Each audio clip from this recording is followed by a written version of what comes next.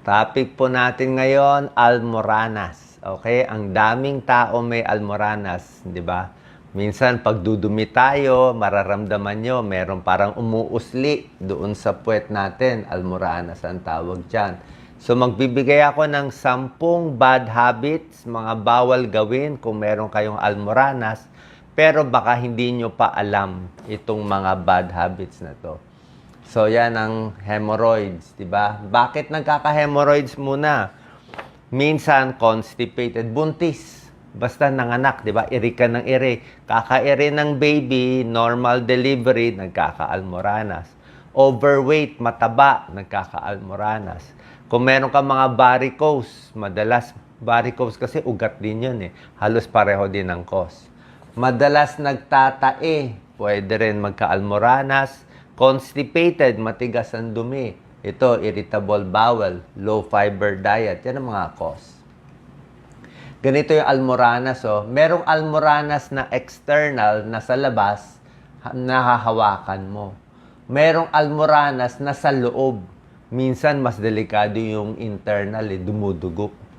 Di mo mamamalayan, pero paglabas ng dumi mo, parang may napupunit o masakit. Yan, delikado yan, internal. Minsan masakit, minsan hindi masakit. Pagtingin mo sa toilet bowl, may dugo. Okay?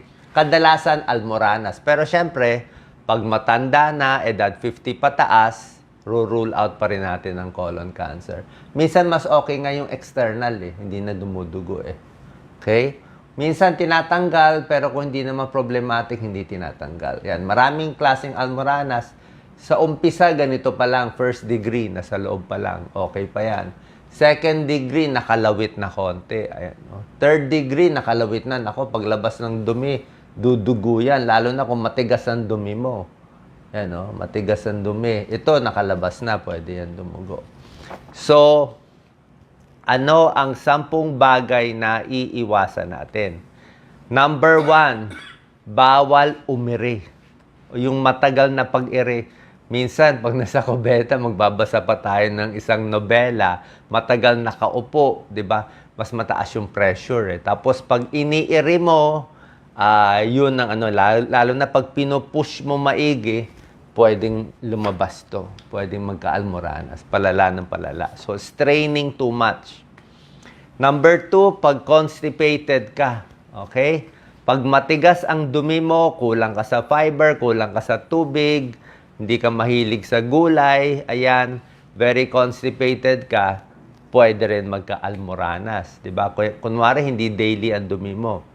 Number 3, kung mahilig ka sa spicy foods, sasabihin mo, Dok, bakit bawal yung maanghang? Di ba healthy maanghang? Oo, healthy naman maanghang. Pero pag yung sili, maanghang, mga spicy masyado, pagkain natin, masakit dito ang spicy, di ba? Spicy challenge. Dito sa, maramdaman mo, mahapdi, di ba? Kailangan mo pa nga uminom ng gatas Sa tiyan, mahapdi. Ngayon, paglabas ng spicy foods, yung capsaicin na component sa puwet natin, mahapdi pa rin yun. Mararamdaman pa rin. Masakit pa rin siya sa almoranas. Hahapdi pa rin. So, spicy at acidic, minsan di rin maganda, pero more spicy. Number 4, ayaw uminom ng tubig. 3 baso lang tubig iniinom. Siyempre, titigas ang dumi mo. Diba? Paano ba lalambot ang dumi? Kailangan watery ang dumi natin. Kailangan maraming tubig. Recommended at least 8 hanggang 10 basong tubig or fluid in a day. Lalo na pag kailangan natin kumain ng maraming gulay. Diba? Ano ba yung pampalambot ng dumi? 4 na piece. Papaya, pakwan, pears, peras, prune juice, grapes, konting mangga, pwede rin. Nakakalambot yan ng dumi. At sari-saring gulay. Kangkong, spinach, broccoli, ampalaya, lahat yan nakakalambot ng dumi. So, pag high fiber kinakain mo, maraming gulay, kailangan marami ring tubig. Ulitin ko Marami kang gulay kinakain, maraming fiber. Kailangan mo uminom ng kasabay na maraming tubig. Bakit? Pag kinain mo lang puro fiber na gulay, hindi ka uminom ng tubig, yung fiber na yan, ano ba yung mga fibrous? Yung mga okra, yung mga kangkong na yan, may stack up lang yan eh. Magiging isang bolang parang magtitigas lang yan, lalo ka mako-constipate. So, pag marami kang fiber kinakain ng gulay, kailangan marami ding tubig para ma-flush out na maayos sa pagdumi. Parang sa toilet bowl, pasensya na sa example ko, parang sa kubeta. Kung gusto nyo malinis ang kubeta nyo, kailangan flush ka ng flush ng flush.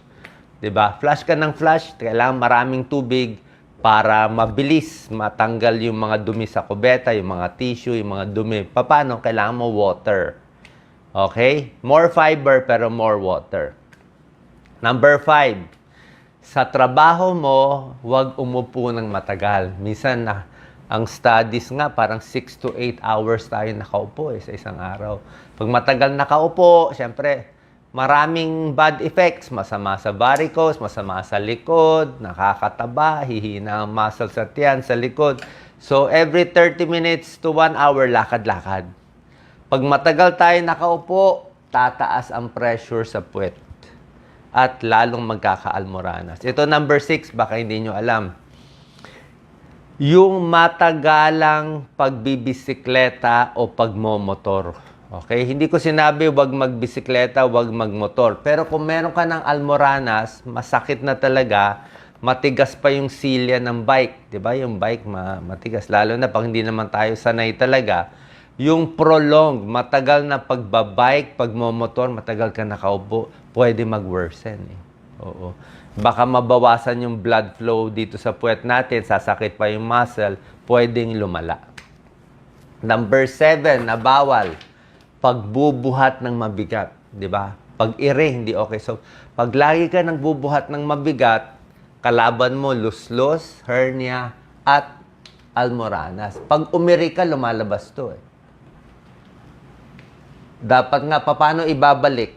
Yung iba, kusa, binabalik, o minsan yung iba, hihiga lang, tapos minsan tinataas yung paa. Minsan bumabalik, minsan hindi bumabalik. Pero dapat relax lang, bawas sa ire. Okay, heavy lifting, lumalabas yung almoranas. Masama pa sa puso. Pagbuhat ng mabigat, masama sa likod, pwede pa ma-heart attack. Number 8, sobrang alak. Ang alak kasi nagkakos ng dehydration. Inom ka ng inom ng alak, ihi ka ng ihi, magkukulang ka ng tubig sa katawan, titigas ang dumi mo, kaya masama. Number 9, paninigarilyo. Paninigarilyo, hihina ang circulation mo, di ba? Nagbabara yung ugat natin. Yung mga arteries sa smoking, di ba? Smoking, masama sa puso. Smoking, masama sa utak. Pati sa almoranas, hindi rin maganda. Number 10, bawal gawin ay kamutin ng kamutin at minsan nangangati kasi niya.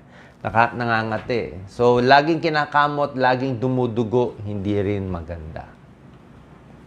Ano gagawin kung masakit? Palambutin ng dumi, yun ang pinakakailangan. Minsan hot seats bath, yung mainit lang, uupo ka sa mainit para kumalma lang siya. Yung iba nag-ice pack, pwede rin. Ang tissue nyo dapat malambot o dapat tubig na lang. Kasi pag lagi mo tinitissue na matitigas na tissue, masusugat eh.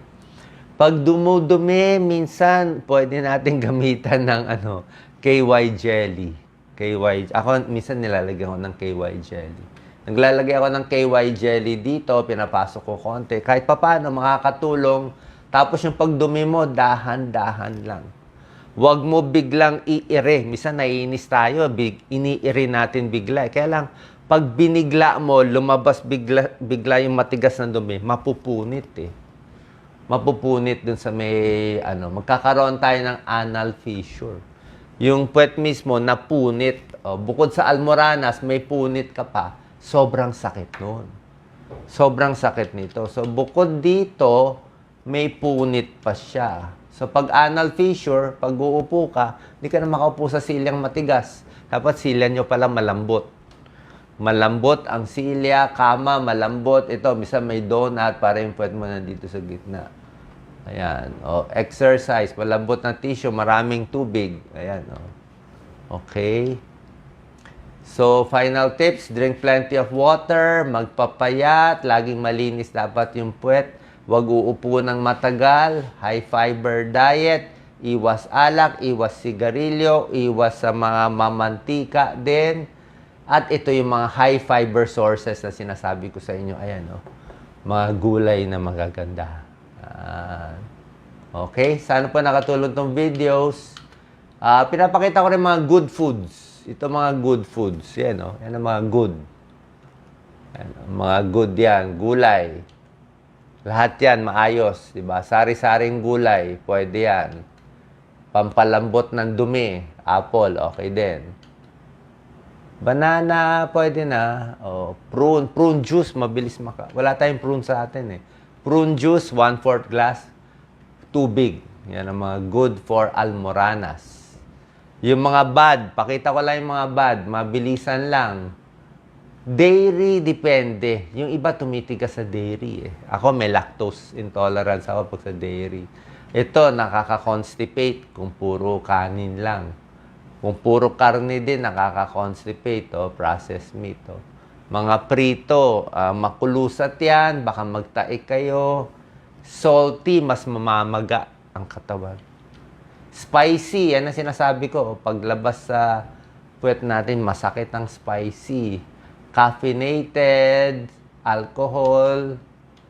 Ano, okay? So, saan po nakatulong itong videos natin para sa mga may almoranas. Pero kung malala na, madalas lumudugo, pa-check tayo sa gastroenterologist or sa surgeon para masigurado. At meron ding mga treatment yung surgeon. Kung talagang malala na siya, merong mga minor operation na ginagawa. Salamat po.